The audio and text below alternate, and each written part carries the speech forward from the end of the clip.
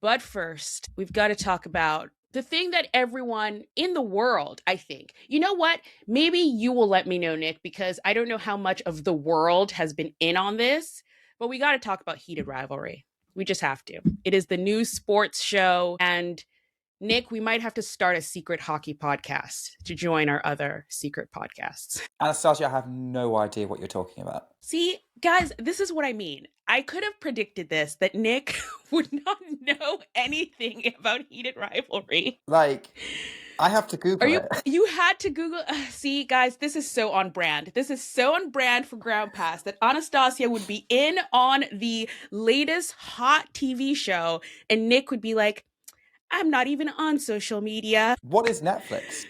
I've been What spending it the last month watching the darts. This is too on brand. This is too on brand. But if you, like Nick, have more willpower and have a more sort of like measured life and have not been with all of us crazies in the world of heated rivalry, heated rivalry is a sort it's based on a book. It's based on a book and it's basically a love story between two male hockey players and it's set in Canada, which is obviously where it should be set because they do everything better as we have found out. But is a show that has taken over. I don't think, as someone who's worked in film and television for a while, I don't think a TV show has taken over quite like this since sort of like Game of Thrones because everyone's talking about it except for Nick. Everyone knows about it except for Nick. And I wanted to talk about it. I wanted to bring it up for several reasons, Nick. Because, first of all, it's a sports show. So it's based around a sport. Two, it is massively popular, but not in sort of a highbrow way. I think a lot of people actually, when it first started coming out, a lot of people compared it to Challengers. They were sort of like, oh, this is what we wanted Challengers to be, but Challengers didn't go as far. So I kind of wanted to talk about it because certain things came out of this where even if you haven't watched it, I think we can still talk about it around tennis because I wish tennis did this to its TV shows and, you know, documentaries or whatever it is. So I don't want to ruin anything if you haven't watched Heated Rivalry. We're not reviewing the show. We're not recapping the show. So sorry. We're just going to talk about it as it pertains to tennis. So it's obviously been massively popular. I have friends now who are sort of like, let's go to the hockey game just because of this. They've never been interested in hockey, never sort of even thought about going to a hockey game. I think that's what that's called, a hockey game. But now they're super interested in the sport. And I think this is what kind of happened a little bit when Challengers came out, when everyone sort of more casual people, I would say, Nick, when Challengers came out, got into tennis. Or at least tennis core, don't you think? Probably. I don't know. I've not met anyone who got into tennis because of watching Challengers. I might be more of an American thing. Maybe I'm, again, not being on social media right now is kind of restricting me from meeting people who do it. But, hey, anything that gets someone talking about and trying to try the actual sport is obviously going to be a good thing for the sport. In question, we saw that with Drive to Survive and Formula One, which was more of a documentary. And that got a lot of people coming over to that. So, yeah, we'll have to see. Maybe one day tennis will find its thing. I think Challengers did open some doors for people. I don't know that many people who watched it in the UK. So it might be, this might be more relevant to an American audience that I'm just not connected with. If you think there's going to be a lot of British people wanting to watch hockey, good luck, because you can't watch hockey in the UK.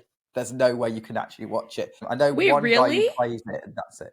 Yeah, Oh, ice wow. hockey anyway. Field Yeah, hockey, yeah, yeah. yes. Ice hockey, no. Oh, wow. That is so actually that's interesting because then it wouldn't really carry over unless I don't even know. So they just don't like broadcast the NHL in the UK. No, not that I'm aware of. I think they might do, but suddenly all the major sports networks that I know about don't. Like Sky Sports doesn't. Yeah. I don't believe TNT does, and that's the other major sports network over here. So yeah, if you're a Hmm. British ice hockey fan, you might please tell us, how do you watch it? So it might not carry in the same way, but to an American market, it's clearly taken off. And I think Challenge had an impact because it was a very US based story. Yeah. But yeah, I think it doesn't have to be fiction, as we saw with Drive to Survive. If you can if you can tell a story that captures the interest and wants to know more of the sport, then that is good for the sport. Um, Yeah. I mean, what you said earlier about challenges and like, oh, heated rivalry is what we wanted challenges to be. Was it because we wanted to explain the sports better, or we wanted to be even sexier? I think people wanted it to be even sexier is the main thing. At least that's what I'm gleaning from the people who are sort of saying I wanted heated rivalry to be challengers. I wanted challengers to be like heated rivalry, but go further. That's my understanding of it. But kind of bringing it back to sort of the way people have received heated rivalry, and because it's weird. I watch the show. I love the show. It was so fun. Like the show was just so fun and emotional and lovely and sweet and all of those things. But I've actually really enjoyed watching the recaps to the show.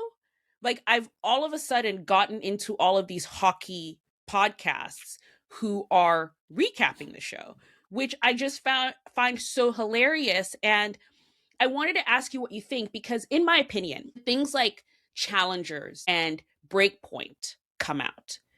All the response that I see in tennis, quote unquote, media or like tennis podcast or tennis like super fans, there's such a huge sort of concentration of, well, they didn't get this right. And then the tennis wasn't right in this thing. And that didn't look realistic. And why did they cut from the deuce side to the other deuce side? Like, that doesn't make sense. Like, there was so much focus on what was wrong instead of just sort of being like, okay, well, they did this right and this was fun and this could improve. And let's just enjoy this as a piece of entertainment.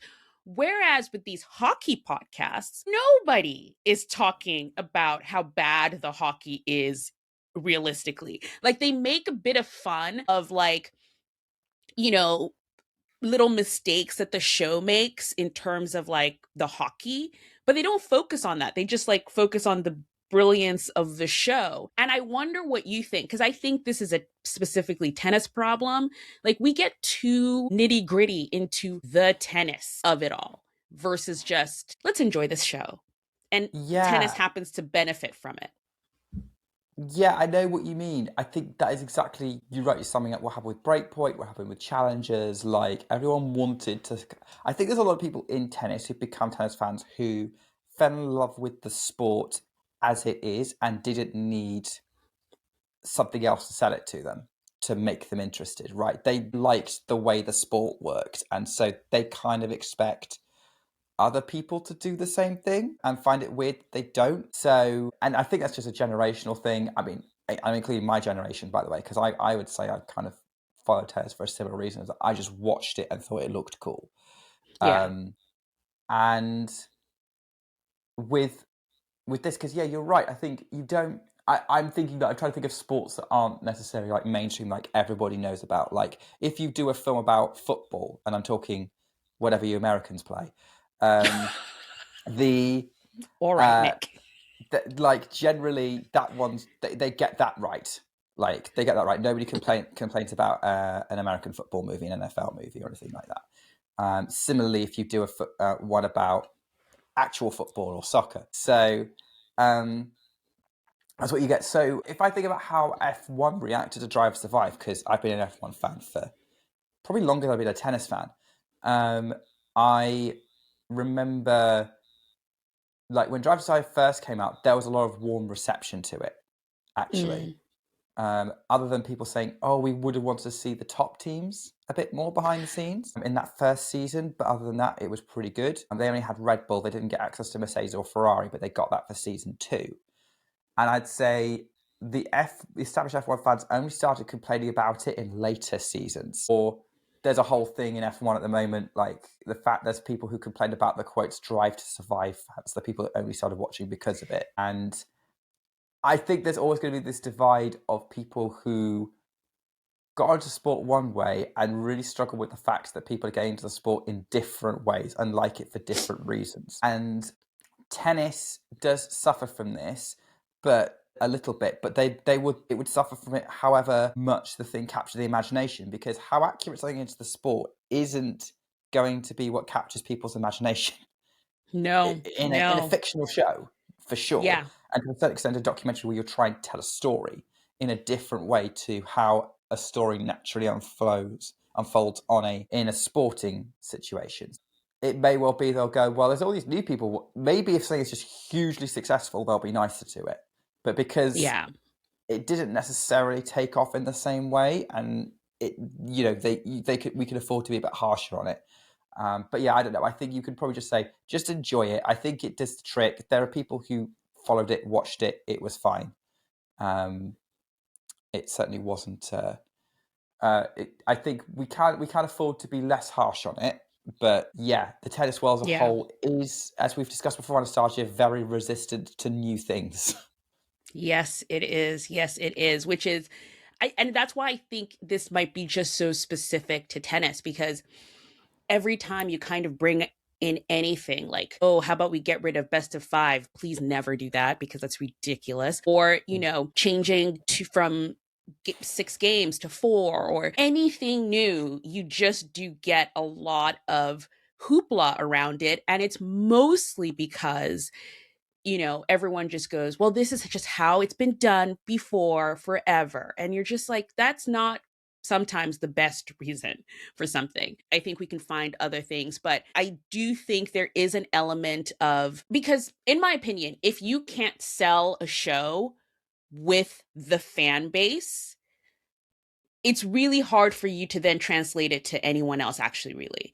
Because like you said, for example, Drive to Survive, the first season was not trashed immediately. The fan base kind of took it on board, even though sometimes a lot of their opinions have changed now. They took it on board to start with. And I think Drive to Survive just did not have a chance in any way to be successful, because that first season, everyone was just sort of like, well, this is wrong, and that is wrong, and this is You wrong. mean Breakpoint? And Breakpoint is what I mean. Yes, Breakpoint. But yeah, so it's very interesting to see the sort of way traditional hockey podcasts have taken on this show, and they've just understood that the hockey is just the surrounding. It's just the element around this story. Like, you could have put Heated Rivalry and made it a soccer show. You could have made it a, whatever other sport. So I wish tennis will get on board for when the next thing comes. And the next thing might actually be coming to Ground Pass soon, in one way that we'll talk about in the end. But actually, a ground passer who was one of the first people to come to the screeners in New York. His name is Eric Schmidt. He came to the Roland Garros screeners and would watch with me in McCarran Park House. And he has a book coming out called The Open Era. It's coming out next summer. I believe it is in June. It's coming out in June. And the way I was reading like the blurb, like people say to like, oh, what is this like? And if you know the show Red, White, and Blue that was on Amazon Prime, that is also a book. It's kind of like that, but with tennis. So I'm really excited for it. I'm going to get my hands on an early copy so I can read it. And when it does come out, I will make sure we get Eric Schmidt on the show to talk about it, because I think it's fun. I think it's nice to sort of get into all the sort of like things that are coming out of the world of tennis, be it art, movies, film, books, things like that. So I think that's interesting. So excited for that. Excited for, did I say Eric Schmidt? Not Eric Schmidt.